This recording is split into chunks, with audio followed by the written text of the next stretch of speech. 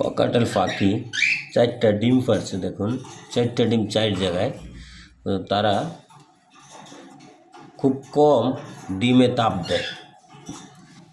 পাখি আলাদা, কিন্তু এই যে ডিম এখানে আমি আপনাদেরকে পাখি ডিমও দেখাচ্ছি।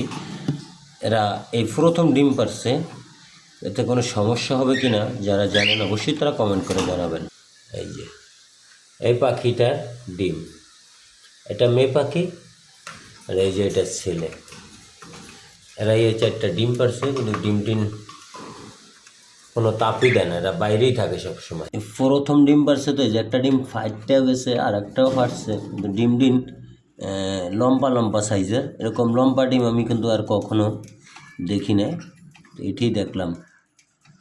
দেখা যাক কি হয় এই ডিমের। পরবর্তী ভিডিওতে এটার আপডেট দিব।